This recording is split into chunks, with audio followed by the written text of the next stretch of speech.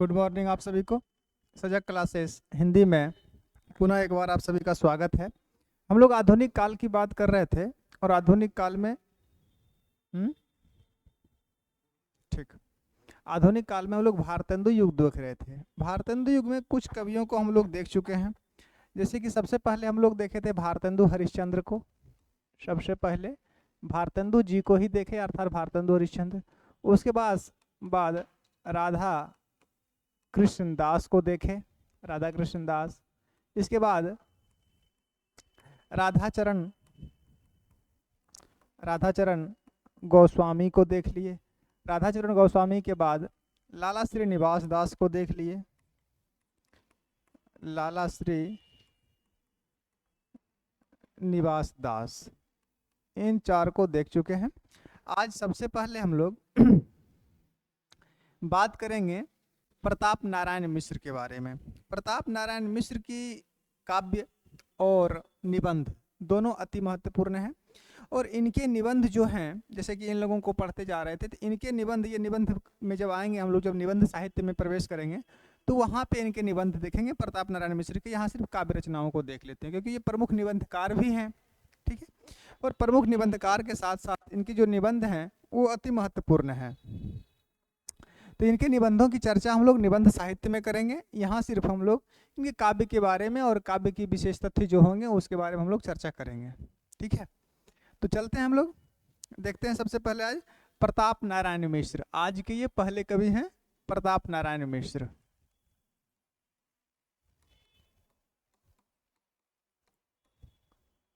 प्रताप नारायण मिश्र। अगर प्रताप नारायण मिश्र की बात करें कि प्रताप नारायण मिश्र का जन्म कहाँ हुआ, कब हुआ, तो थोड़ा सा देख लीजिए। इनका जन्म हुआ था, अगर इनके जन्म की बात करें तो इनका जन्म हुआ था 1856 ईस्वी में। कब हुआ था? 1856 ईस्वी में। कहाँ? तो वैजे गांव, इनके गांव का नाम था वैजे, बैजे गांव उन्नाव में। बैजे गांव उन्नाव उत्तर प्रदेश में इनका जन्म हुआ था। अगर निधन की बात करें, निधन कब हुआ था, तो इनका निधन 1894 में हो गया था। निधन की बात करें तो निधन कब हुआ था? 1894 ईस्वी में इनका निधन हो गया प्रताप नारायण मिश्र जी का, ठीक है। अब इनके कुछ और परिचय देख लीजिए। इनके पिताजी का नाम क्या था? पिता का नाम, अगर इनके पिता का नाम की हम लोग बात करें कि इनके पिताजी का नाम क्या था, तो इनके पिता का नाम था संकटा प्रसाद मिश्र। संकटा प्रसाद मिश्र। ऐसे ये पूछा नहीं जाएगा पिता का नाम, लेकिन जानकारी के लिए आवश्यक है, ठीक है। अब इनका उपनाम महत्वपूर्ण है क्योंकि इनको हिंदी का एडिशन भी कहा जाता है। एडिशन अंग्रेजी के एक बहुत बड़े निबंधकार थे, इसी कारण से इनको हिंदी का एडिशन भी कहा जाता है।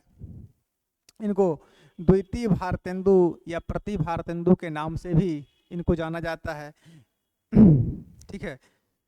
इनको बर्मान भी कहा जाता है। बर्मान उर्दू में रचना किया करते थे बर्मान नाम से। तो इनके उपनाम को देखिए।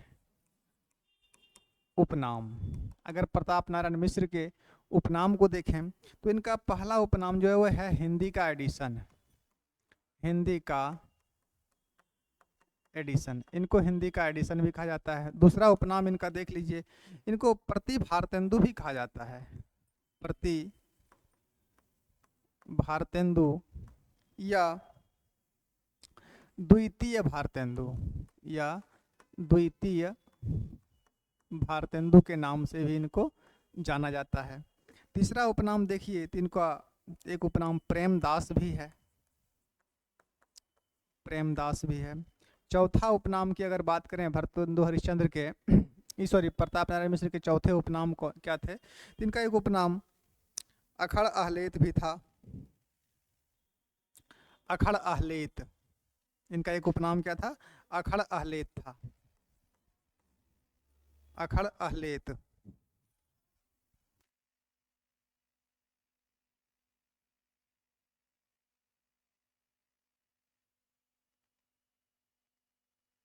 अखड़ अहलेत,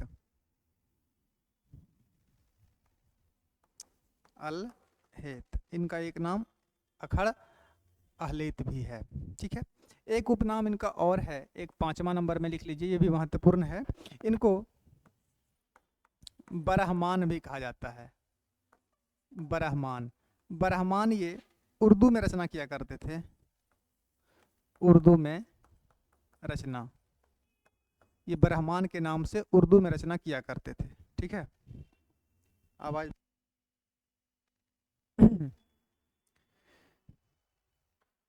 चलिए, तो ये हो गए इनके उपनाम। ठीक है, इनके उपनाम के बाद इनके बारे में कुछ विशेष तथ्य देख लेते हैं, तब इनकी रचनाओं की हम लोग बात करेंगे। प्रताप नारायण मिश्र, जन्म 1856 ईस्वी, बैजेगांव, उन्नाव, उत्तर प्रदेश। निबंध 1894 ईस्वी। पिता का नाम संकटा प्रसाद मिश्र। उपनाम हिंदी का एडिशन प्रति भारतेंदु या द्वितीय भारतेंदु, प्रेमदास, अखड़ अहलेत और बरहमान। बरहमान के नाम से ये उर्दू में रचना किया करते थे। ठीक है, आगे बढ़ते हैं। कुछ बातें जो है, कुछ विशेष तथ्य जो है इनके बारे में जरूर जाने, विशेष तथ्य कुछ इनके बारे में। ठीक है, पहला देख लीजिए कि 1883 ईस्वी में इन्होंने ब्राह्मण पत्रिका का संपादन किया था, और ब्राह्मण पत्रिका पूछी भी जाती है एग्जामों में। पहली बात ये कि 1883 ईस्वी में ब्राह्मण पत्रिका का, ब्राह्मण पत्रिका का संपादन, एक बात तो ये कि 1883 में इन्होंने ब्राह्मण पत्रिका का संपादन किया। दूसरी बात, 1889 ईस्वी में, 1889 ईस्वी में हिंदुस्तान के सहायक पत्र रहे थे, हिंदुस्तान के सहायक संपादक भी रहे थे, सहायक संपादक, संपादक बने। कब बने थे? तो 1889 ईस्वी में। और एक महत्वपूर्ण बात ये तीसरी कि 1891 ईस्वी में प्रताप नारायण मिश्र 1891 ईस्वी में, 91 ईस्वी में कानपुर में, कहाँ पे? तो कानपुर में क्या किए थे? कानपुर में रसिक समाज की स्थापना की थी। देखिए, रसिक समाज की स्थापना 76 में भारतेंदु हरिश्चंद्र ने भी की थी। ठीक है, और वो काशी में किए थे, लेकिन 1891 में कानपुर में रसिक समाज की स्थापना, रसिक समाज की स्थापना, ये इनके कुछ महत्वपूर्ण कार्य हुए थे। ठीक है, पहली बात 1883 ईस्वी में ब्राह्मण पत्रिका के संपादक बने, का संपादन किया, एक बात ये। दूसरी बात, 1889 में हिंदुस्तान के सहायक संपादक बने, और 1891 ईस्वी में रसिक समाज की स्थापना इन्होंने कहाँ की थी? कानपुर में की थी। तो ये कुछ विशेष बातें हो गई प्रताप नारायण मिश्र के बारे में। अब हम लोग इनके बारे में, इनकी काव्य रचनाओं को देखते हैं। ठीक है, इनकी काव्य रचनाओं को देखते हैं। काव्य रचनाएं, क्योंकि यहाँ पे निबंध हम लोग नहीं देखेंगे, क्योंकि इनके निबंध एक दो नहीं हैं। निबंध इन्होंने जितना लिखा उतना शायद ही किसी साहित्यकार ने इस कालखंड में लिखा होगा। तो इनके निबंध को हम लोग जब निबंध साहित्य पढ़ेंगे वहाँ पे देख लेंगे। यहाँ सिर्फ इनके काव्य देख लेंगे, और इनकी कुछ अस्फुटित कविताएं हैं, ठीक है, वो देख लेंगे, और काव्य के अगर कुछ विशेष तथ्य हैं तो वो देख लेंगे। नंबर एक की बात करें, सबसे पहले युवराज कुमार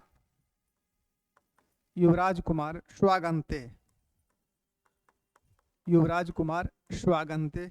देखिए, ये एक स्वागत गीत है, और कब हुआ था? 1881 ईस्वी में इसका प्रकाशित हुआ था। युवराज कुमार स्वागंते किस प्रकार का गीत है और किस प्रकार की रचना है? तो यह एक स्वागत गीत है। नंबर 2, ब्रेडला का स्वागत। ब्रेडला का स्वागत, ये भी एक स्वागत गीत है, और इसका प्रकाशन भी 1881 में ही हुआ। नंबर 3 प्रेम पुष्पांजलि, महत्वपूर्ण रचना है ये, याद रखेंगे। प्रेम पुष्पांजलि, ठीक है। प्रेम पुष्पांजलि, अगर प्रेम पुष्पांजलि की बात करें कि ये कब लिखी गई थी, तो प्रेम पुष्पांजलि 1883 ईस्वी की है। कब की है? 83 की है, और ये महत्वपूर्ण रचना है प्रेम पुष्पांजलि। इसके बारे में कुछ विशेष तथ्य हम लोग आगे देखेंगे, ठीक है। आगे बढ़ते हैं। नंबर 3 रचना हो गई। नंबर 4 प्रार्थना शतक, प्रार्थना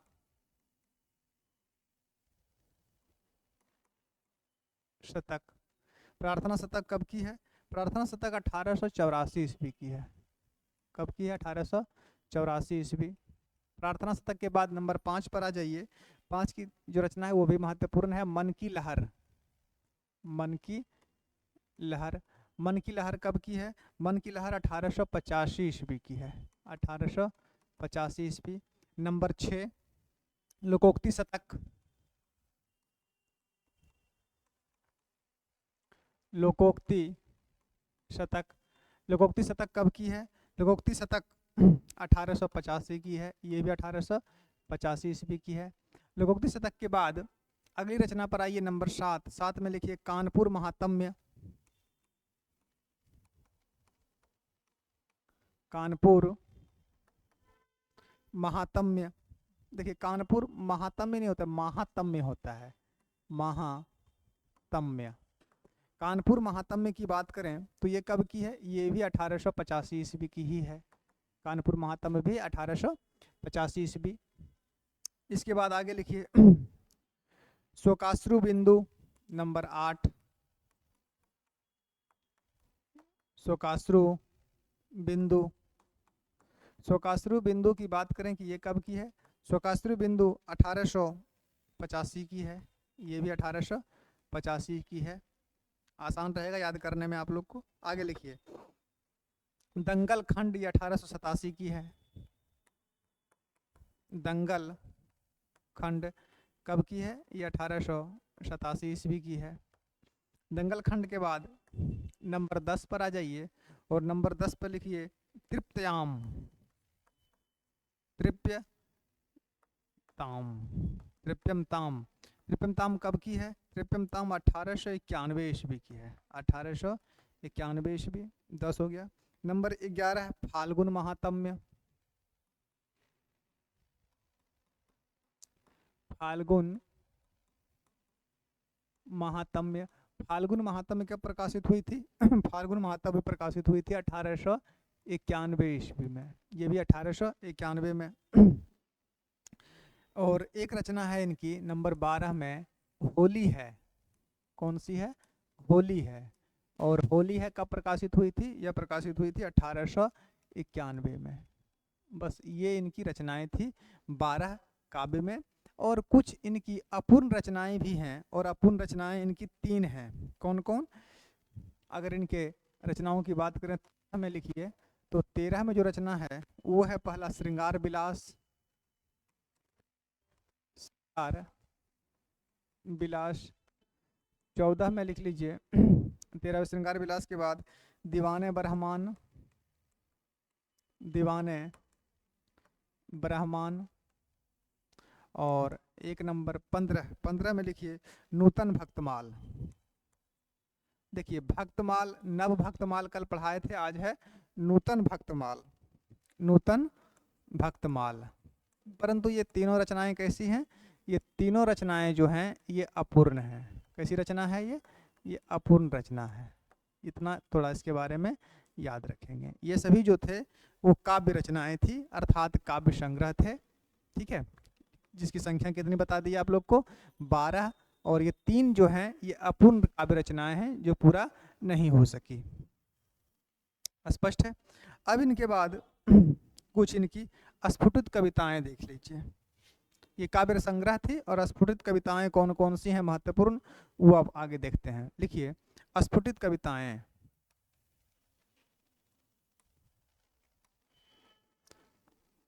स्फुट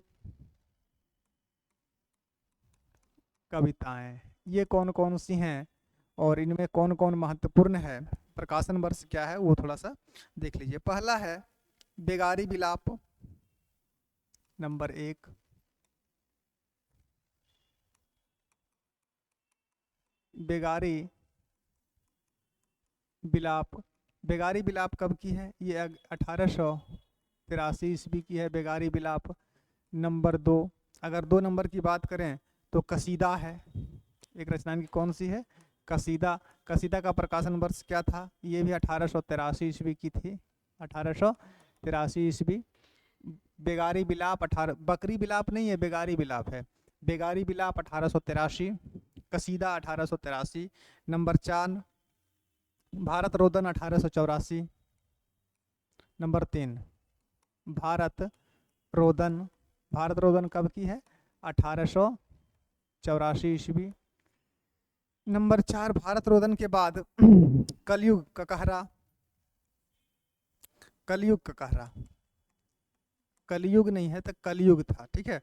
कलयुग का कहरा, कलयुग का कहरा कब की है? ये 1885 ईस्वी की है, कलयुग का कहरा 1885। इसके बाद प्रेम प्रमाद, नंबर 5।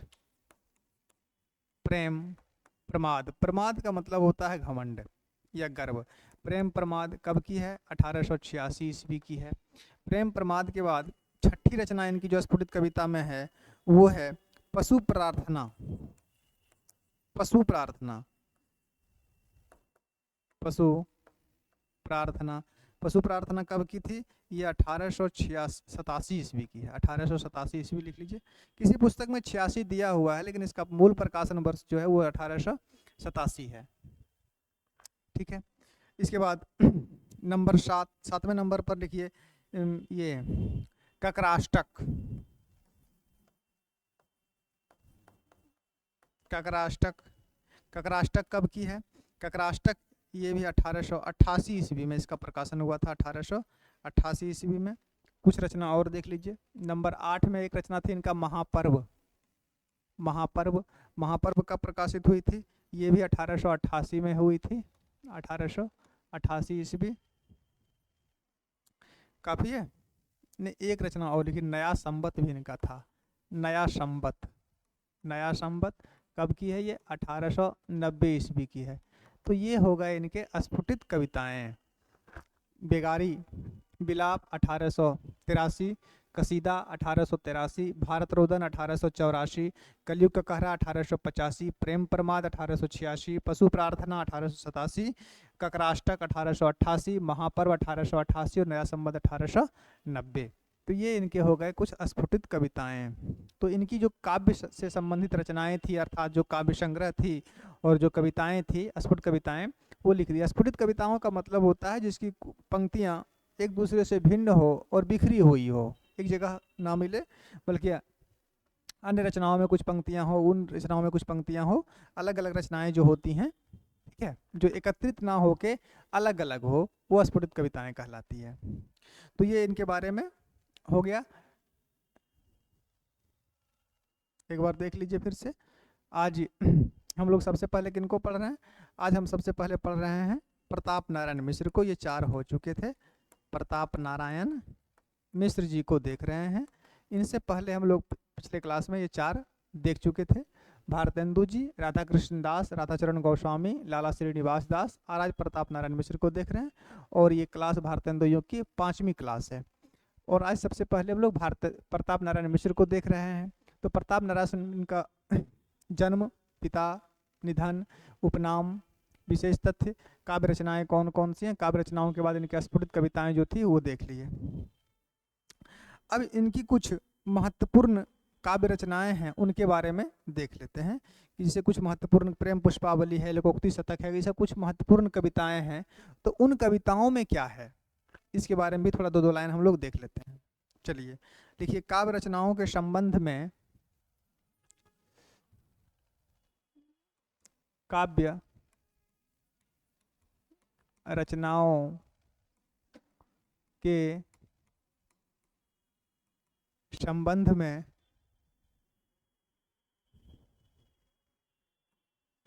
में विशेष तथ्य, काव्य रचनाओं के संबंध में विशेष तथ्य।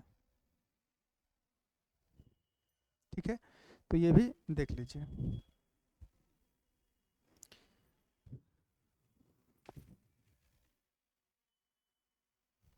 काव्य रचनाओं के संबंध में विशेष तथ्य। तो सबसे पहले हम देखते हैं प्रेम पुष्पावली को। प्रेम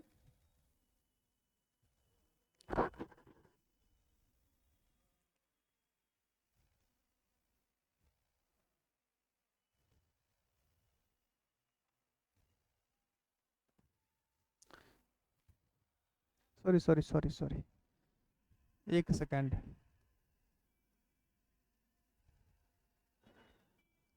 प्रेम पुष्पावली था, हम लोग यहाँ प्रेम पुष्पांजलि लिख दिए थे, देखिए ये गलत हो गया। प्रेम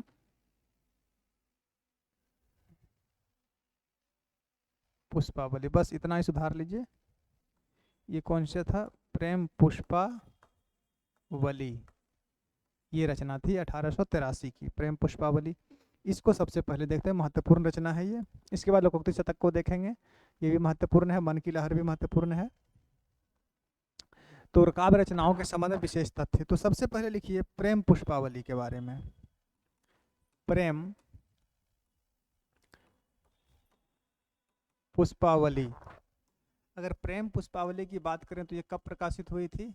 1883 ईस्वी में। ये कब प्रकाशित हो गई थी? 1883 ईस्वी में। इसमें क्या है, इसमें अगर देखें कि इसमें है क्या, तो यह इनका प्रथम काव्य रचना है। लिख सकते हैं एक बात, यह इनका अर्थात प्रताप नारायण मिश्र का, यह इनका प्रथम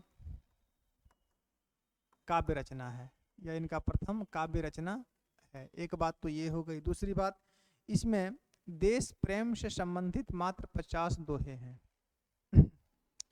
50 गीत हैं। लिख सकते हैं इसमें देश प्रेम से संबंधित, इसमें देश प्रेम से संबंधित 50 गीत हैं। एक बात ये हो गया कि यह इनकी प्रथम काव्य रचना है, काव्य है, काव्य, यह इनकी प्रथम काव्य रचना है। दूसरी बात, इसमें देश प्रेम से संबंधित 50 गीत हैं। ठीक है, यह शुभचिंतक यंत्रालय शाहजहांपुर में सुरक्षित भी है। तो ये सब प्रश्न नहीं पूछा जाएगा, तो विशेष बातें जरूरी नहीं है। दूसरी रचना के बारे में बात करें तो लोकोक्ति शतक, महत्वपूर्ण रचना है ये भी इनकी। लोकोक्ति शतक, लोकोक्ति शतक, लोकोक्ति शतक कब की है? अगर लोकोक्ति शतक की बात करें, लोकोक्ति शतक इनकी 1885 की थी। कब की थी? 1885 ईस्वी। इस रचना में क्या है? कहावतों पर रचित इसमें लगभग 100 कविताओं का संकलन है, जो कहावतों पर रचित है। लिख सकते हैं कहावतों पर रचित 100 कविताओं का, कहावतों पर रचित 100 कविताओं का संकलन है ये। कितनी कविताओं का संकलन है? 100 कविताओं का। कैसी रचना है? तो उपदेश प्रधान रचना है। लोकोक्ति शतक कैसी रचना है? तो उपदेश प्रधान रचना है, उपदेश प्रधान रचना है। उपदेश प्रधान रचना, क्या उपदेश है इसमें? इसमें उपदेश जो है वो है परोपकार, समाज कल्याण, ठीक है, देशभक्ति, शोषण दमन आदि का चित्रण भी है। तो ये बातें इसके बारे में हो गई पर्याप्त। तीसरी रचना इनकी लिखिए मन की लहर, जो भारत जीवन प्रेस से प्रकाशित हुई थी। तीसरी रचना लिखिए इनकी मन की लहर, ये भी महत्वपूर्ण रचना है। तीसरी मन की लहर, इसमें क्या है? मन की लहर कब की है ये? मन की लहर, मन की लहर भी 1885 की थी। मन की लहर 1850। इसमें क्या है? तो इसमें ईश्वर भक्ति और देश प्रेम से संबंधित 25 लावनी छंद है। ईश्वर भक्ति और देश प्रेम से संबंधित, ईश्वर प्रेम और देशभक्ति से संबंधित कितने छंद हैं? 50 लावनी छंद है। 50 लावनी छंद है इस रचना में। ठीक है, बस इतना याद रखेंगे इस रचना के बारे में। चौथी रचना के पर आइए, जो लिखिए दंगल खंड। ये भी महत्वपूर्ण रचना है इनकी। नंबर 4 दंगल खंड। दंगल खंड, दंगल खंड का प्रकाशन कब हुआ था? दंगल खंड मेरे ख्याल से 1887 ईस्वी की रचना थी। 1887 ईस्वी। दंगल खंड 1887 ईस्वी में प्रकाशित हुई थी। ठीक है, क्या है इसमें दंगल खंड में? इसमें आल्हा, इसमें है क्या समझ लीजिए, इसमें व्यायाम के महत्व, ठीक है, व्यायाम के महत्व और कानपुर में एक दंगल हुआ था 1887 ईस्वी में, उसी का चित्रण इसमें किया गया है। लिख सकते हैं इसमें क्या है, तो इसमें व्यायाम तथा कानपुर में 1887 में हुए दंगल का चित्रण है। चित्रण, और याद रखिएगा इसमें जो भी चित्रण किया गया है वो आल्हा और कुंडलिनी छंद में है। किसमें है? तो आल्हा और कुंडलिनी छंद में। आल्हा छंद है ना, आल्हा और कुंडलिनी छंद, आल्हा और कुंडलिनी छंद में किया गया है। आल्हा और कुंडलिनी छंद में किया गया है। बस इतना इसके बारे में पर्याप्त जानकारी हो गई। दंगल खंड के बाद एक इनकी महत्वपूर्ण रचना थी शोकाश्रु बिंदु, नंबर 5। शोकाश्रु बिंदु जो रचना है वो भारतेंदु जी के निधन पर लिखी गई थी। शोकाश्रु अर्थात शोक धन अश्रु से बना शब्द है शोकाश्रु, और ये कब लिखी गई थी? तो ये भारतेंदु जी के निधन पर लिखी गई थी। ठीक है, शोकाश्रु बिंदु। शोकाश्रु बिंदु, शोकाश्रु बिंदु कब की थी? तो ये 1885 की थी। 1885। इसमें क्या है? तो बोले तो दिए कि इसमें भारतेंदु जी के निधन, भारतेंदु जी के निधन पर लिखी गई रचना है। ये भारतेंदु जी के निधन पर लिखी गई रचना है। एक बात और, ये ब्राह्मण पत्रिका में ही प्रकाशित हुई थी। ये भी याद रखिएगा कि 1885 में ब्राह्मण पत्रिका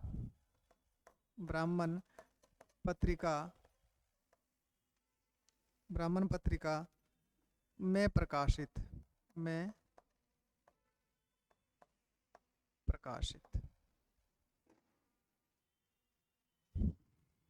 पर्याप्त है इतनी जानकारी। चलिए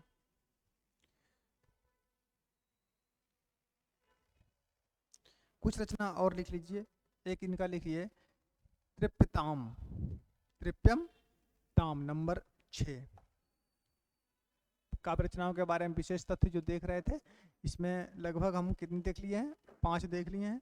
नंबर 6 पर आइए। नंबर 6 पे आइए, लिखिए तृप्यताम नंबर 6।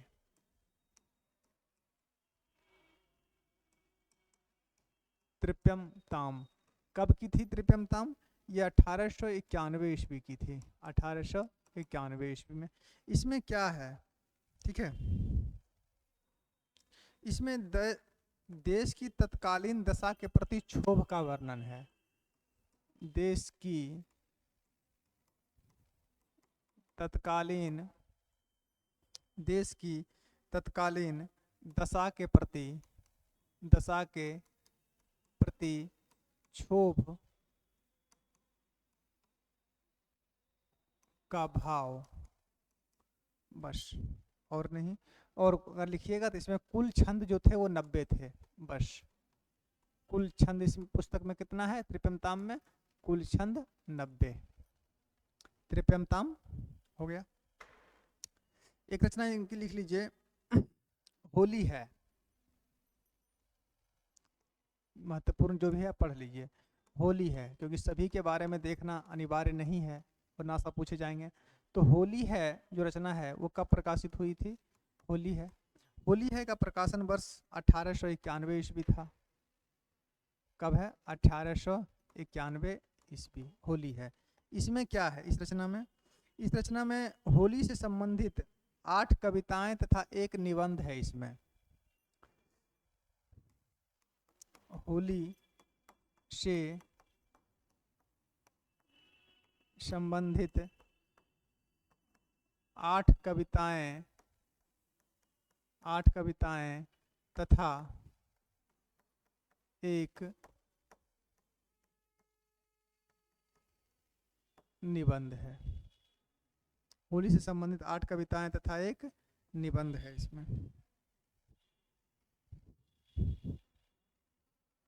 हो गया? तो यानी काव्य रचनाओं के बारे में पर्याप्त जानकारी हो गई। अब इनके जो नाटक हैं, ठीक है, वो इनके नाटक को हम लोग नाटक साहित्य में ही पढ़ेंगे। जब इनके नाटक को पढ़ेंगे तो वहाँ इनके नाटक, क्योंकि इनके जो नाटक हैं वो भी महत्वपूर्ण हैं और इनके निबंध भी महत्वपूर्ण हैं।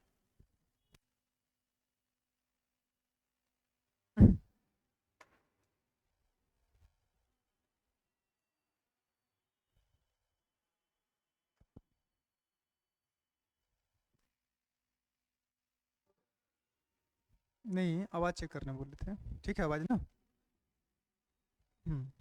तो इनके बारे में आगे देखते हैं। तो इनके काव्य रचनाओं के बारे में जो बातें थी वो हो गई। अब इनके बच गए नाटक और निबंध, क्योंकि इन्होंने नाटक भी बहुत लिखा और निबंध भी बहुत लिखा।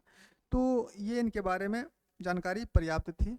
और बद्री नारायण चौधरी प्रेमघन जो हुए वो हो गए समाप्त काव्य के क्षेत्र में। अब इनके नाटक और निबंध जो बचे हैं तो वो नाटक और निबंध के क्लास में हम लोग देखेंगे, क्योंकि जब उपन्यास तो इन्होंने लिखा नहीं है। तो नाटक और निबंध, अगर नाटक और निबंध यहाँ पढ़ाने लगेंगे तो इनको पढ़ाने में भी 2-3 क्लास और लगेगा, क्योंकि इनके निबंध बहुत ज़्यादा हैं, कोई 1-2 नहीं। भारतेंदु युग में सबसे अधिक निबंध लिखने वाले ये हैं। इसके दूसरे नंबर पर भारतेंदु हरिश्चंद्र आते हैं। और नाटक भी उन्होंने 1-2 नहीं लिखा, नाटक भी इनके जो हैं वो लगभग 10-12 हैं। ठीक है, तो वो नाटक साहित्य में देख लेंगे। तो इस क्लास में हम लोग इतना ही देखते हैं। अगले क्लास में हम लोग फिर बात करेंगे अगले कवि के बारे में।